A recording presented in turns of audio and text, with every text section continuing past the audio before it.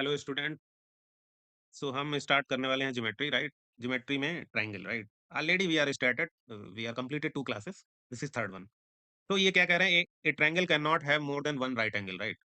अब आप सोच के देखो, एक कोई भी ट्रायंगल में how many angles are there? Three angles. अब सोचो, अगर दो राइट एंगल हो गए, मतलब एक से ज्यादा, मतलब हम यही मान के चले दो राइट एंगल, तो भाई तीसरा एंगल क्या होगा? आप सोच के देखो कि कोई भी एंगल है, कोई भी ट्रायंगल है जिसमें तीन एंगल होते हैं और तीनों का समेशन कितना होता है? 180 डिग्री, राइट?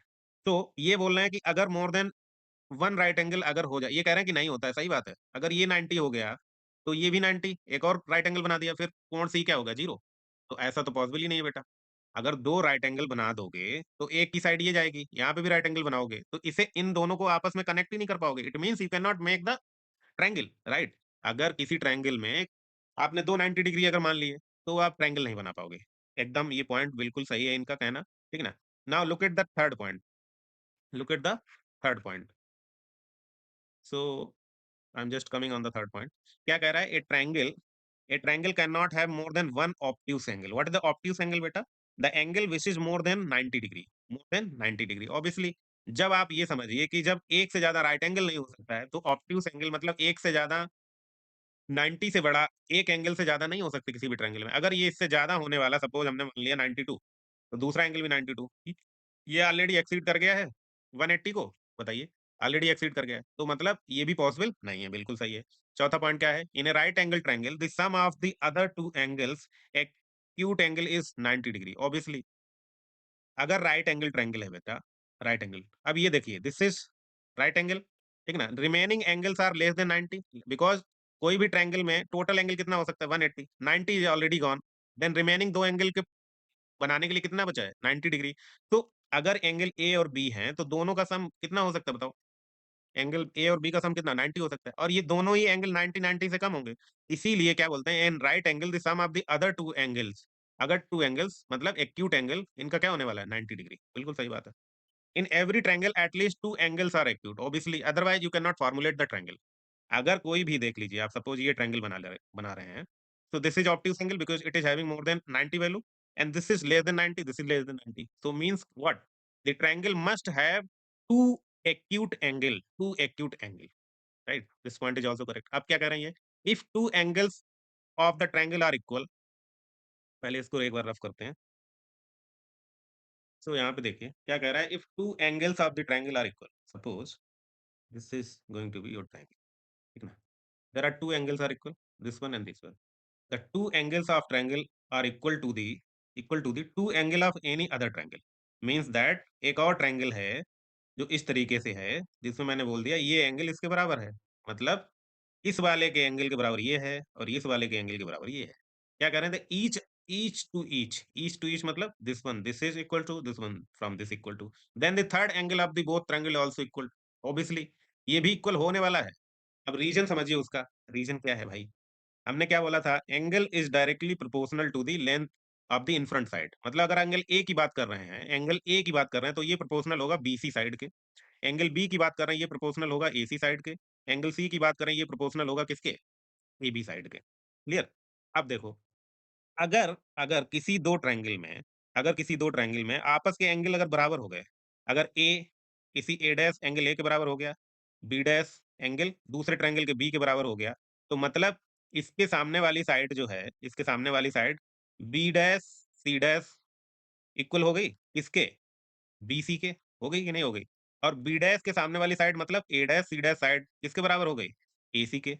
तो मतलब जो बची हुई साइड है एंगल सी डैश की, कौन सी? ए डैश और बी डैश वाली साइड, वो किसके बराबर होगी? जो उधर एंगल बचा हुआ है सी, उसके बराबर होगी कि नहीं होगी? तो दिस इज द कोरोलरी, और ये बिल्कुल सही बात है। अगर दो एंगल बराबर कर दिए, तो बचा हुआ तीसरा एंगल ऑटोमेटिकली इक्वल हो जाएगा और तीसरी साइड भी इक्वल हो जाएगी उसकी। बात समझ रही? ठीक है। तो this was the corollary point 6। Now comes to the next topic. The topic is called, now comes to the next concept.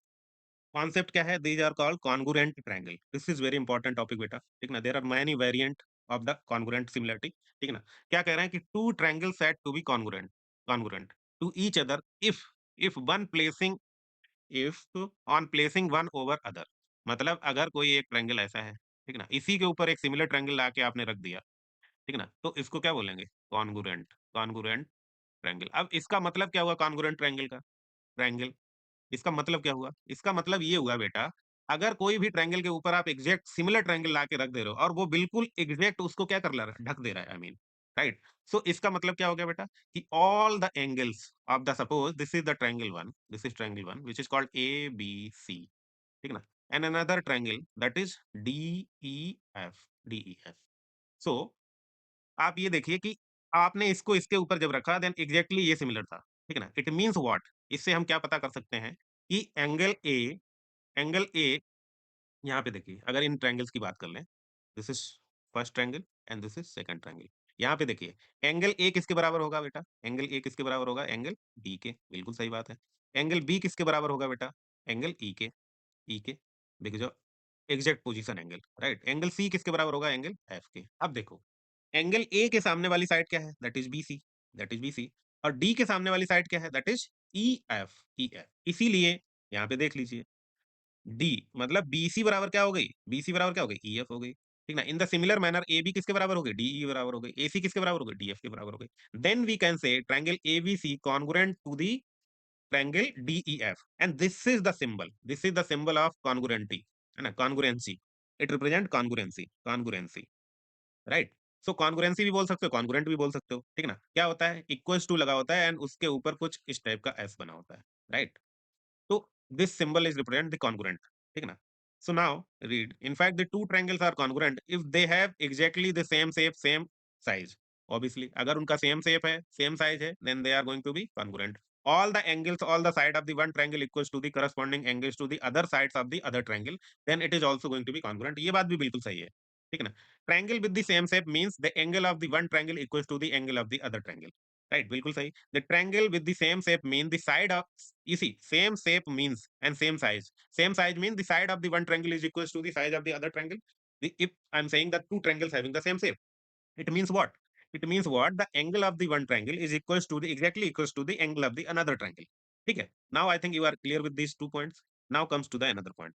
The congruent figure, मतलब triangle always coincide by the superposition by placing the one figure over another figure. मतलब कहने का मतलब ये है कि ABC आप जब इसके ऊपर रख दोगे DEF तो ऊपर से सिर्फ आपको ABC दिखने वाला है because they are exactly similar. Exactly similar means what? They have the same size and the same shape. Same size means the length of the sides of the both the triangles are same, right? And the angles of the both the triangles also going to be same in case of the shape of the triangle is same, right? Understood? So this point is also clear. In case of the congruent triangle, the sides and angles that coincide by the superposition called the corresponding sides and corresponding angles. In congruent triangle, मतलब बात को समझो. जब हमने triangle A B सी को हमने इस तरह प्लेस किया मतलब एंगल ए पे हमने क्या डाला एंगल डी मतलब सॉरी एंगल डी पे हमने ए रखा एंगल बी पे हमने ई रखा और एंगल सी पे हमने एफ रखा कोई हो सकता है कोई दूसरा पर्सन हो ठीक ना वो क्या कर सकता है कि ए पे तो डी को रखे बट सी को ई पे रखे आप क्या किए 180 डिग्री पलट दीजिए इसे पलट दीजिए तो ई पे सी आ जाएगा और बी पे क्या आ जाएगा एफ आ जाएगा तो in that case what happen the position of the angles is going to be change ए की तो वही पोजीशन है डी के साथ बट बी की जो ई के साथ आनी चाहिए थी सी की एफ के साथ आनी चाहिए थी ये क्या हो गई ये चेंज हो गई तो इन दैट केस अगर हम सेम मतलब बी को हम ई के साथ रखते हैं it means these are the correspondence angle these are what correspondence angle A correspondence angle with angle D, angle C corresponding angles with the angle F, and AB side is the corresponding side of DE, BC is the corresponding side of the EF, AC is the corresponding side of DF. I think now you understood, right?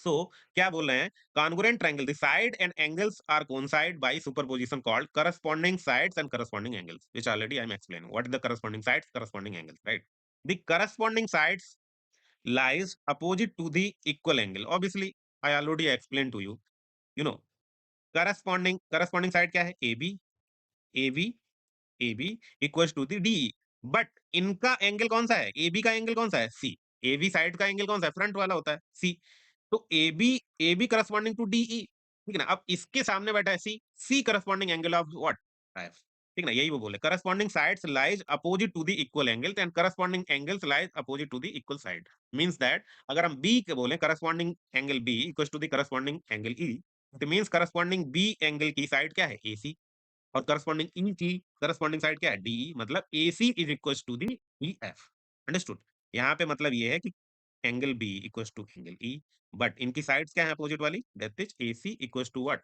D F. This is I mean the point. Now I think I understood. Next comes to the next page. In the figure along side A B, A B C करस मतलब congruent with the EFD, EFD in the figure alongside, मतलब they are saying about that, this one, right? Now let's try to understand क्या कह रहे हैं। इन्होंने ये बोल दिया है कि बेटा कि ट्रायंगल ए बी सी जो है कॉन्ग्रुएंट है किसके, ई एफ डी के, E F E F D के। बात को समझो, यहाँ पे जो ऑर्डर लिखा गया है उसको बहुत ध्यान से देखने की जरूरत है, because it started from A B C, A B and C, right, like this. और यहाँ पे ट्रायंगल कैसे स्टार्ट हो रहा है, E P F D E, understood. So this is I mean both, उन्होंने पहले ही बोल दिया ये क्या है, कॉन्ग्रुएंट है। अगर ये कॉन्ग्रुएंट है तो हम इससे क्या पता कर सकते हैं, क्या चीज हमें पता चल सकती है, ये देखो कि एंगल ए किसके बराबर होगा, ई के बराबर होगा, ई के बराबर होगा, क्योंकि हमें ऑर्डर भी देखना है। तो एंगल ए किसके बराबर है, ई के। एंगल बी किसके बराबर होगा, एफ के। यहाँ से देखो, एंगल ए बराबर होगा ई के, बी बराबर होगा एफ के, और सी बराबर होगा क्या, डी के। Therefore, the side opposite to the A and the side opposite to the E. अब देखो साइड अपोजिट टू दी ए मतलब एंगल ए के अपोजिट साइड, हमने बताया एंगल ए की साइड क्या होती है अपोजिट वाली, that is BC, that is BC. यहाँ पे देखो, for angle A, for angle A side क्या बनेगी, बीसी। और फॉर एंगल ई कौन सी साइड बन रही है, दैट इज डी एफ। अब ये भी बराबर होंगे बिकॉज एंगल ए बराबर क्या है, ई के, तो बीसी बराबर होगी किसके, डी एफ के। अच्छा, यही बोल रहे हैं ना, यही बोला उन्होंने, ठीक है ना, आर करस्पॉन्डिंग साइड। और ये क्या होंगी, करस्पॉन्डिंग साइड, वो अभी ये पीछे जस्ट एक्सप्लेन किया। और ए बी और E F corresponding sides as the कोण सी इक्वल्स टू द कोण डी, मतलब angle C equals to what, angle C किसके बराबर है, एंगल डी के। एंगल सी किसके बराबर है, एंगल डी के। अब एंगल सी की करस्पॉन्डिंग साइड क्या है, एंगल सी की A B, that is A B. और एंगल डी की करस्पॉन्डिंग साइड क्या है, E F. I mean this is the same concept, they again they are try to explain the same with the another figure, nothing else, ठीक है ना। क्या कह रहे हैं, corresponding parts of the congruent triangle is also congruent, corresponding parts of the congruent triangle is also congruent. इसको आपको समझने की जरूरत है। मतलब कहने का मतलब ये है कि अगर किसी ने ये बोल दिया कि triangle triangle A B C congruent with triangle D E F, मतलब इससे आप ये अंदर इस इतने स्टेटमेंट से आप इतना समझ जाइए कि एंगल ए बराबर है किसके, एंगल डी के। एंगल बी बराबर है किसके, एंगल ई के। एंगल सी बराबर है एंगल एफ के, एंगल एफ के। और दूसरी और एक चीज, बीसी बराबर होने वाली है, बीसी बराबर होने वाली है ईएफ के, है ना। और एसी बराबर होने वाली है डीएफ के, डीएफ के। और ए बी बराबर होने वाली है किसके, डी ई के, डी ई के, ठीक है ना। अगर ये लिखा हुआ है it means there are six things you can conclude, understood. so this is I mean overall learning. Now look at another thing, थोड़ा सा स्क्रीन ब्लिंक करती है, I don't know, I think the recording is going on because may be because of that only, anyway, ठीक है ना। Now look at another thing, क्या कह रहा है, condition for the congruency of the triangle, right. First condition क्या है बेटा, फर्स्ट कंडीशन क्या है, ये कह रहे हैं if two sides this one of any triangle and include angle मतलब उन दो साइड से बना हुआ एंगल, यही बना है उन दोनों साइड से एंगल, ठीक है ना। Angle of one triangle are equals to the two sides and the include angle of the other triangle, मतलब अगर ये साइड इसके बराबर है, ठीक है ना, और ये वाली साइड इसके बराबर है, और इनका इंक्लूड एंगल एंगल बी अगर ई के बराबर है, ठीक ना, तो इनका ये कहना है कि geometrically we can say that, क्या कह सकते हैं, मतलब ए बी बराबर होगी किसके, डी ई के। बी सी बराबर होगी किसके, ई एफ के। मतलब ये इन्होंने बोला हुआ है, जो दिया हुआ है वो क्या दिया हुआ है, वो ये दिया हुआ है कि ए बी बराबर है किसके, डी ई के। और बी सी बराबर है किसके, ई एफ के। और एंगल बी बराबर है किसके, एंगल ई के। मतलब अगर ये तीन चीजें भी कंफर्म है किसी भी ज्योमेट्री में, किसी भी दो ट्रायंगल में, इट मींस दैट कि दोनों ही ट्रायंगल क्या होंगे बेटा, दोनों ही ट्रायंगल क्या होंगे, कॉन्ग्रुएंट होंगे, ठीक है ना, डी ई। अब देखो बात को समझो कि अगर हमें सिर्फ इतनी ही चीज पता चले तो भी हम बोल सकते हैं क्या, कि हमारे ट्रायंगल कॉन्ग्रुएंट है। और अगर कॉन्ग्रुएंट ट्रायंगल आप बोल रहे हो तो हमें six things we should be confirm. मतलब एंगल ए किसके बराबर होगा, एंगल ए हमेशा बराबर होगा एंगल डी के, ठीक है ना। एंगल बी बराबर होगा हमेशा, अगर कॉन्ग्रुएंट बोल दिया तो, ठीक है ना, किसके, एंगल ई के। एंगल सी बराबर होगा एंगल एफ के, है ना? और दूसरी चीज़ AB बराबर होगी DE के और BC बराबर होगी बेटा EF के, है ना? और AC बराबर होगी हमेशा D इसके, है ना? इतनी चीज़ें कन्फर्म है, मतलब अगर इतनी भी कन्फर्म है मतलब 2 साइड्स ऑफ द ट्रायंगल और उससे बना हुआ आई मीन इंटीरियर एंगल, ठीक है ना? और वो दूसरे ट्रायंगल के दोनों साइड्स कॉरेस्पॉन्डिंग साइड्स अगर इक्वल है और उसके इंटीरियर एंगल से इक्वल है, इट मीन्स दैट ये अपने आप ही प्रूव हो जाएगा। और ये बात सच भी है, इधर देखो ध्यान से, कि जैसे इन्होंने बोला कि AB इक्वल्स है किसके? DE के। तो आप ये समझो कि AB साइड अगर इक्वल है बेटा, तो AB के सामने वाला एंगल कौन-सा है? C। सी है कि नहीं ये बताओ? सी है बिल्कुल। अब DE क्योंकि AB किसके बराबर है? DE के। DE के सामने वाला एंगल क्या है? F। हमने ये बोला था ना, शुरुआत में ही जब बताया था कि जो रिलेशन साइड्स का होता है लेंथ के करस्पॉन्डिंग, वही रिलेशन एंगल्स का भी होता है। मतलब अगर AB बराबर हो गया DE के, मतलब एंगल C बराबर हो गया F के। यहाँ से ही हम लिख सकते हैं। और BC बराबर हो गई EF के। BC जब बराबर हुई EF के, मतलब BC के सामने वाला एंगल A बराबर हो गया किसके? एंगल D के। देखो EF बराबर है ना, BC बराबर है EF के, तो एंगल A किसके बराबर हो गया? D के। और यहाँ पे क्या लिख दिया इन्होंने? एंगल बी बराबर एंगल ई के। मतलब एंगल अगर बी बराबर है भाई, तो मतलब एंगल बी के करस्पॉन्डिंग साइड्स क्या है? एसी। तो एसी बराबर तो होगा डी के। देखो सारी 6 की 6 चीजें क्लियर हो गई। So this is the I mean congruent concept, ठीक है ना? And this is very important whenever I mean you are going to be solve the any difficult problem in the geometry, right? Especially in triangle topic, right? And that is lifelong. It is going to be help whenever you are analytically solve any I mean research work, anything, right? Geometry is very needful tool. Whenever we are struggle to solve any difficult problem, then geometry will always help you, right? Now you see क्या कह रहे हैं? In each of the following figure, the triangles are congruent by SAS. What is the SAS? I'm getting confused. हाँ, मतलब side और उसके बीच में बना एंगल, ठीक है ना? मतलब कहने का मतलब ये है कि ये साइड किसके बराबर है? देखो, अगर एक लाइन खींची है, तो यहाँ पे भी एक लाइन खींची है, मतलब AB बराबर है किसके बेटा? PR के। और AC बराबर है, ये 2 लाइन खींची हुई है, तो ये किसके बराबर है? PQ के। तो आप सोचो, जब AB बराबर हो गई किसके? PR के, तो AB के सामने वाला एंगल C और PR के सामने वाला एंगल Q, तो मतलब एंगल C बराबर हो गया किसके बेटा? एंगल Q के, पहली चीज़, ठीक है ना? अब देखो एसी एसी बराबर है पी एसी बराबर है किसके? पीक्यू के। एसी के सामने वाला एंगल क्या हो गया? एंगल बी, है ना? और वो किसके बराबर है? पीक्यू। पीक्यू के सामने वाला एंगल क्या है? आर, दैट इज आर, ठीक है ना? अब देखो, और एंगल ए और पी, मतलब इन दोनों साइड से ऑलरेडी वो एस एस दिया है ना, मतलब साइड एंगल साइड, मतलब ये एंगल तो ऑलरेडी पहले से बराबर था। एंगल ए बराबर है एंगल पी के। अब जब ये आपस में एंगल बराबर है, तो इनकी साइड्स आई मीन उनके उनका कोई और तरीका हो ही नहीं सकता। वो आपस में इक्वल ही होंगी। ये हमारा शुरुआती लेक्चर था जब आपको हमने ये चीज़ एक्सप्लेन की थी। ठीक ना? इन द सिमिलर मैनर यहाँ पे देख लीजिए, ये साइड और ये वाली साइड, इनसे बना हुआ एंगल ये बराबर है इसके। किससे बराबर है? एंगल एफ बराबर है किसके? ये दिया हुआ है, एंगल एफ बराबर है एंगल एल के। ठीक है? और क्या दिया हुआ है? ईएफ बराबर है एलएम के। EF equals to LM, right? और डीई किसके बराबर है बेटा? एलएन के। डीएफ किसके बराबर दिया हुआ है? एल एन के। अब देखो, डी एफ बराबर है एल एन के। डी एफ के सामने वाला angle angle E. Angle E बराबर हो गया किसके? एंगल ई बराबर हो गया एल एन के सामने अपोजिट देखिए, एल एन के opposite M.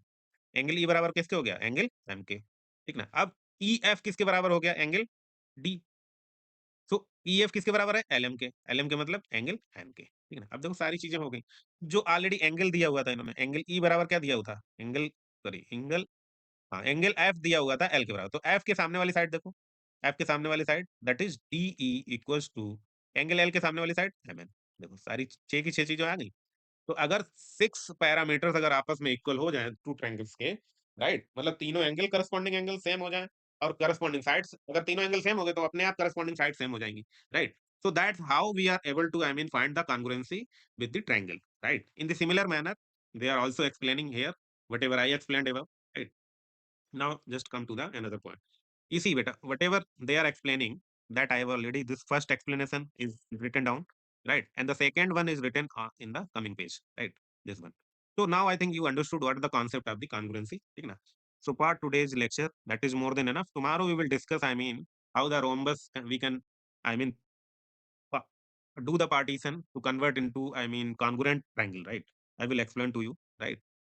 And the similar manner, slowly, because geometry is little bit, I mean, the tougher side. If you are able to understand each and everything, hopefully you are getting all these things, right? Slowly we will build the concept, then we will wrap up all the unsolved problem, right? Thank you for coming today.